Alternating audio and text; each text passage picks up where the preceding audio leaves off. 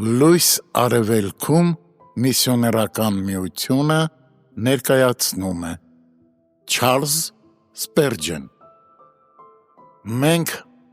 ավելի հմուտ ուսուցիչներ կլինեինք և ավելի քիչ կերերայինք ու կտատանվեինք վարդապետության մեջ ամեն քամուց, Եփեսացիս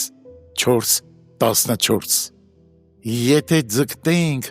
առավել խորությամբ ըմբռնել Աստծո խոսքը, քանի որ Սուրբ Հոգին, գրությունների հեղինակը, միակն է, որ իզորու է լուսավորելու մեզ դրանք ճիշտ հասկանալու համար։ Մենք պետք է շարունակաբար խնդրենք, որ նա անձամբ սովորեցնի մեզ և առաջնորդի ամեն ճշմարտության մեջ։ Ինչ արեց Դանիել մարգարեն,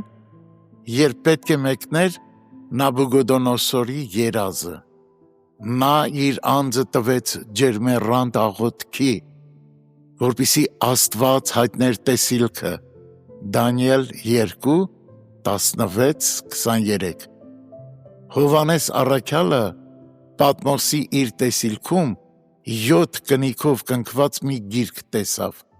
որը ոչ ոք արժանի չէր բացելու և ոչ էլ նրա մեջ նայելու։ Հայտնություն 5:2-3։ Քիչ ավելի ուշ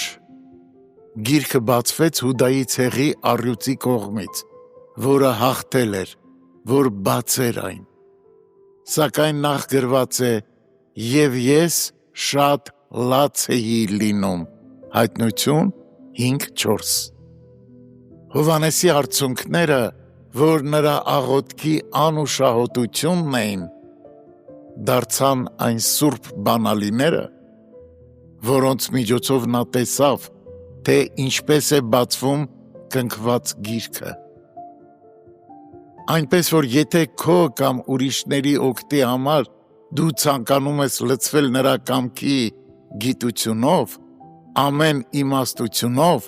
և հոգևոր հանճարով, Կողոսացիս 1:9, ապա հիշիր, որ աղոթքը լավագույն միջոցն է։ Երբ փնտրես Աստծուն, դու Դանիելի պես կհասկանաս երազը և դրա մեկնությունը, երբ շատ լաց լինես, Հովհաննեսի պես կտեսնես, թե ինչպես են արձակվում թանկարժեք ճշմարտության 7 կնիքները։ Քարերը ոչ մի կերպ չեն կոտրվում, բացի միայն մուրճի ուժգին հարվածներից, սակայն այն կոտրողը պետք է ծնկի իջնի։ Գործածիր ջանասիրության մուրճը և եռանդուն աղոթքը ծնկների վրա և ցանկացած քարքարոտ վարդապետություն, որ օգտակար կլիներ հասկանալ տեղի կտահավատքով արված աղոթքին։ Աղոթքի օգնությամբ կարող են բացվել բոլոր դռները։ Այն մի լծակ է, որի օգնությամբ մենք կարող ենք բացել սուրբ խորհուրդների երկաթե սնդուկը և ստանալ դրա ներսում թաքնված գանձը։